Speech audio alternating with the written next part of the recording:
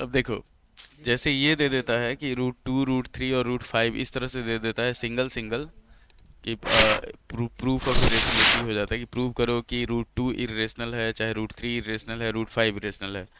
सबका तरीका एक ही होगा। एक रूल यूज होता है कि जिसको हम लोग बोलते हैं कि ये वही पी वाला, कि अगर p कोई प्राइम नंबर है, p a स्क्वायर का फैक्टर है, तो p a का भी फैक्टर होगा। कहने का सेंस ये है कि जैसे अगर मान लो हम लोग लेते हैं 4 का स्क्वायर, तो 4 का स्क्वायर कितना होगा? 16 होगा।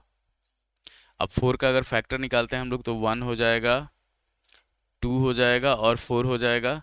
16 का फैक्टर होगा, 1 होगा, 2 होगा, 4 होगा, 8 होगा और 16 होगा। बुझा? तो प्राइम फैक्टर कौन सा है? 2 है। तो ये 2 जो होगा दोनों का फैक्टर होगा, 4 का भी फैक्टर होगा और 16 का भी फैक्टर होगा। तो यही चीज़ हम लोग इसमें यूज करते हैं। एकदम इतना इजी क्वेश्चन है। अब मान लेते हैं हम लोग कि दे दिया, हम लोग को दे दिया प्रूव करने के लिए, √2 को प्रूव करना है, लिखना ज़्यादा रहता है थोड़ा सा। तो हम लोग इसमें क्या करते हैं, मान लेते हैं कि सपोज √2 इज रेशनल। √2 को हम लोग क्या करते हैं, रेशनल मान लेते हैं। अब रेशनल होगा तो √2 को हम लोग लिख सकते हैं p/q। रेशनल को p/q लिखा जा सकता है। तो इसमें क्या करते हैं, दोनों साइड स्क्वायर करते हैं, स्क्वायरिंग बोथ साइड्स। दोनों साइड स्क्वायर करेंगे तो हमारे पास हो जाएगा 2 is equal to p² / q²। जब इसको सॉल्व किया जाएगा तो ये हो जाएगा p² is equal to 2q²। अब इसका मतलब क्या हुआ कि q² में अगर 2 से मल्टीप्लाई करेंगे तो हमारे पास p² का वैल्यू आ जाएगा। तो यहाँ पे लिखाएगा कि 2, हेंस यहाँ पे लिखेंगे hence 2 is factor of p²। बुझा है?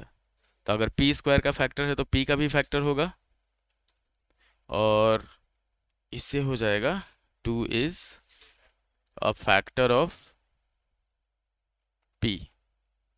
ये फर्स्ट मान लिए हम लोग। तो अगर 2 जो है वो p का फैक्टर है तो क्या होगा, p को हम लोग 2k के लिए p इज इक्वल टू 2 में किसी चीज से गुना किया जाएगा तो हो जाएगा 2 इंटू के बराबर p। अब इस वैल्यू को क्या करते हैं, यहाँ पे पुट कर दिया जाता है कि हमारे पास है 2q² is equal to p²। जब सॉल्व करेंगे इसको तो 2q² इज इक्वल टू हो जाएगा 2k का स्क्वायर। मतलब होगा 2q² is equal to 4k²। Solve करेंगे इसको आगे तो 2 से हम लोग 4 को काटेंगे 2 टाइम्स में, q² is equal to 2k² हो जाएगा। तो इससे क्या होगा, 2 इज फैक्टर ऑफ q। ये हुआ। तो जब q का फैक्टर हो गया, ये सेकंड हो गया। अब 1 और 2 से हम लोगों को क्या हो गया, p और q का फैक्टर क्या आया, 2 आया। अब p और q का फैक्टर क्या होना चाहिए, 1 होना चाहिए। तो यहीं पे हम लोग लिख देते हैं कि by 1 and 2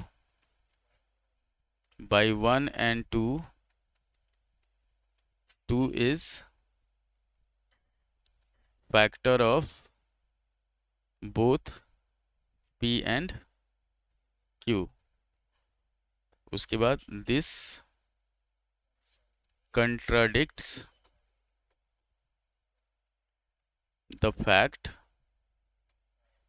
that p and q are co-prime। p and q are co-primes।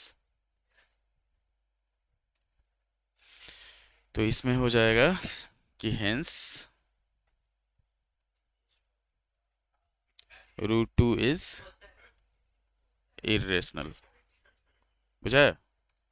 तो इसी तरह हमारे पास जैसे √2 को इरेशनल हम लोग प्रूव कर दिए, तो इसी तरह √3 रहे, √5 रहे, √7 रहे, सारा चीज इसी तरीके से हो जाएगा। सब में क्या होगा, कॉमन फैक्टर एक के अलावा कुछ दूसरा कर दिया जाए।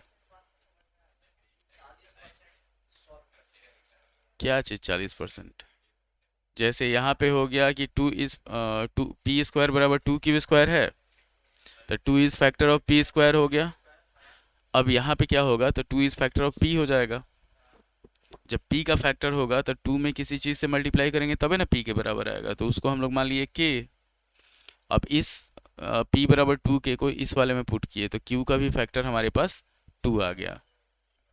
ठीक, तो यहाँ पे क्या हुआ, 1 और 2 से 2 is factor of both p and q, पर p और q का फैक्टर क्या होना चाहिए, 1 होना चाहिए, 1 के अलावा कुछ नहीं होना चाहिए।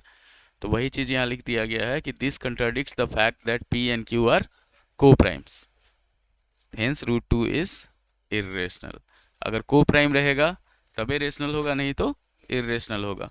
तो उसी तरह अगर हमारे पास रूट 3 दिया है, रूट 5 दिया है, रूट 7 दिया है, सब कुछ इसी तरीके से प्रूफ होगा।